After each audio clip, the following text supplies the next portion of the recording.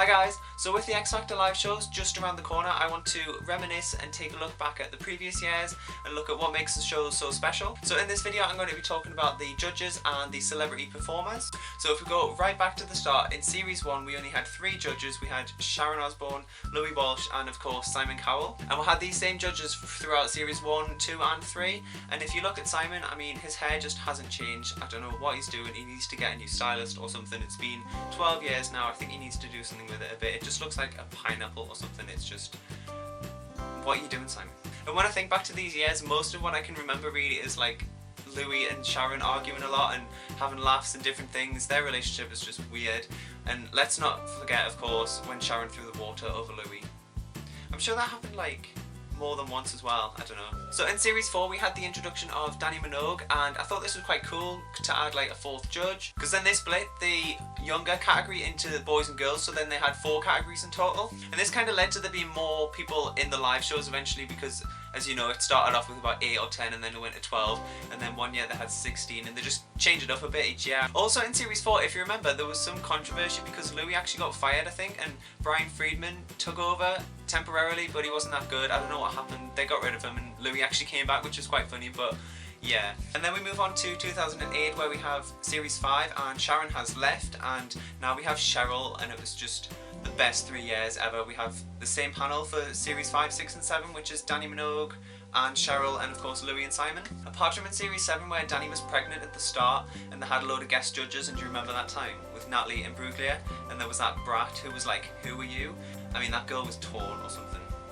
But yeah, when Cheryl was on it was brilliant because there was all the controversy with Cheryl and Danny. I mean, they were kind of friends, but apparently there was tensions backstage, and it was always in the newspapers and online and stuff like that. But what I loved about these series was the live shows, because every Saturday night you'd wait for that moment when Cheryl and Danny walked out and you'd see what outfit they had on, and it would always be in the papers the next day or whatever, and I just loved seeing what outfit there was, and you could tell there was like rivalry between them on terms of like the fashion side as well, and I thought it was brilliant. I mean, sometimes Cheryl would have a brilliant outfit and then Danny would just look a bit like next to her, and then sometimes the next week it would be reversed, and sometimes they both had brilliant outfits. It just depended. But I do have to admit Cheryl had some crazy outfits at times. For example, yeah.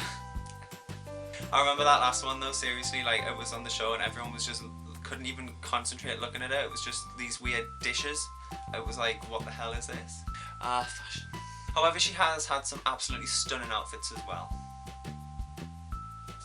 Then we have Series 8, 9 and 10, and this is kind of when the show got a bit messed up. The whole panel got changed apart from Louis, and it just wasn't as good for me. Simon was off doing the X Factor USA, and so we had Gary Barlow as the head judge, and then we also had Talisa and Kelly Rowland, and she was some crazy. She brought the Glozell to the show because she was just like all over the place. It just reminded me of Glozell every week that she was on. I was just laughing. And then in Series 9, Nicole Scherzinger replaced Kelly Rowland, which I thought was cool because it just changed it up a little bit. And then in Series 10, Sharon replaced Talisa for the 10th anniversary, and I thought that was quite cool because it was a bit of nostalgia having Sharon back, and I wasn't really too bothered about Talisa anyway, so it was nice to have a change again. And like I said, I wasn't really bothered about the panel at the time because it just changed too much, and it wasn't like Cheryl and Danny like it used to be, which I loved. And then we head to 2014 last year, and the panel is kind of back to normal. We have Simon and Cheryl are both back, which is just brilliant. Louis is still here, and we have the addition of Mel B as well. I love the usual arguments between Simon and Cheryl's definitely got more feisty over the years, and she can kind of say what she wants to Simon now, I think, which is just brilliant. But Mel B was kind of a bitch most of the series, and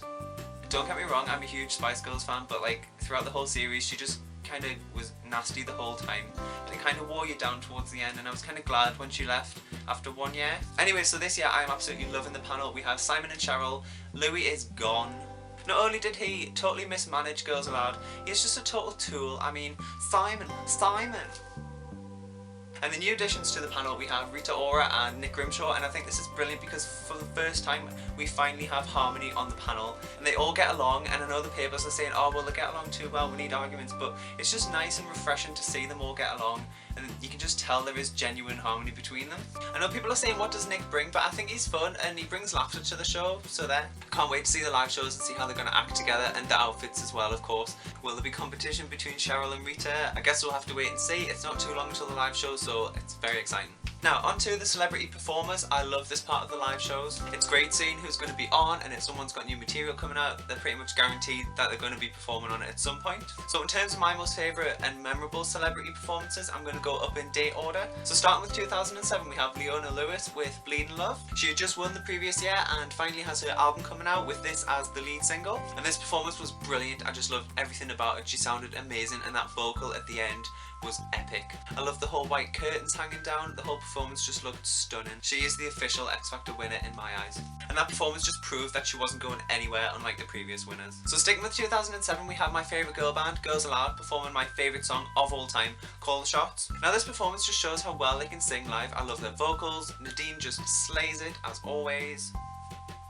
Cheryl looked absolutely stunning. They all just sounded brilliantly. The harmonies together, I just loved it. This was actually 1 year before Cheryl became a judge, and I always thought that Simon saw her and thought, I want her for the show. Moving on to 2009, and we have Lady Gaga performing Bad Romance. She'd only really been around for about a year by this point, and she was just about to release The Fame Monster and Bad Romance as its lead single, and this was one of the first live performances of it. I love the whole bath theme and the crazy outfit that she had with the arms. The vocals are great, and I always love when she does the dance moves. The only thing with the outfit was that she couldn't do the dance moves at the start, and that's something I always think in certain performances that constrict her a little bit. But yeah, she showed off her vocals at the end with the piano section, and I just thought that was brilliant. It's one of my favourite performances of Bad Romance, and I love going back to watch it. So in 2010, Justin Bieber was getting to be pretty huge by this point, and he came on to perform a medley of Somebody to Love and Baby. I love this performance because it's just so him. The outfit, the dancing, the vocals, it just had everything. I know he loves to dance and people slate him for this reason. I'm not too sure why. Haters gonna hate. But I loved it, and he's just such a performer. Sticking with 2010, we have Alexandra Burke. So she'd already released her debut album and was now promoting the deluxe version of it with extra songs on it, including the new single The Silence. Now this song is just incredible anyway, but a live performance of it, I mean, I'm dead. I just can't. Her vocals in this performance were on point.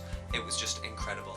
I always see her as similar to Leona Lewis, but not quite as good. But if anything was going to top Leona's Bleeding Love performance, it would be this. That vocal at the end was just stunning. I just can't. Seriously, just go watch it right now. They don't make these kind of winners anymore. Whew.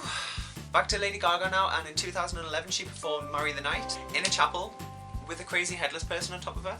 I mean, that is just so typical of her, and I loved it. Marry the Night is amazing live, especially when her vocals shine through like they do in this performance. At the start she's very composed, and then the beat kicks in and it's just brilliant. Similar to last time, the only thing constricting her is her outfit, so she doesn't dance much, but then at the end she takes off the main part of the outfit and does a cool dance routine, which is a typical brilliant Lady Gaga performance because it had everything. The vocal, the outfits, the dance moves, brilliant. Sticking with Gaga, in 2013 to promote art pop, she performed Venus and Do What You Want. So she did a stripped back version of Venus at the start with the guitar and then got into the dance moves. Then she took off her wig and showed her real hair while she did Do What You Want, and that was brilliant. She did that at iTunes Festival a couple of months before for the first time ever, showing her real hair, and then she did it again here. It was so cool to see, and the Do What You Want vocals were brilliant, especially at the end when she was on top of that piano. It was just such a good performance to watch. I was really impressed.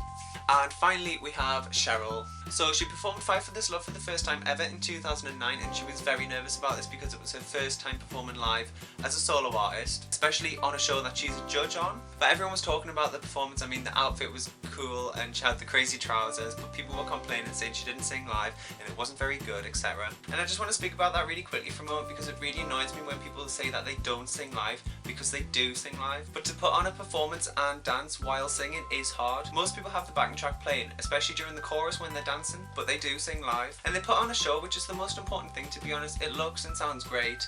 I don't know why people need to complain.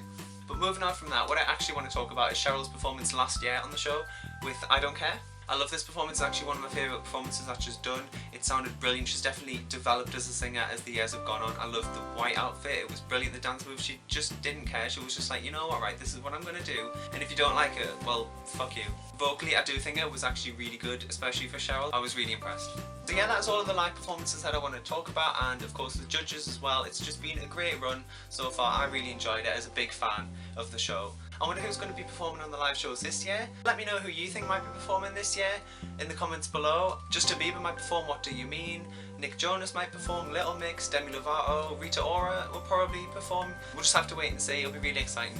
Also, Lady Gaga performed in 2009, 11 and 13, so maybe if she's doing every 2 years, she might release something and perform this year. You never know. Especially with American Horror Story, you never know. She might do a Halloween song and perform then. So give this video a thumbs up if you enjoyed it, and if you enjoyed going down memory lane, looking back at all the old X Factor stuff. And stay tuned for part 2 where I'll be talking about the past contestants and winners. Thanks for watching. Bye guys.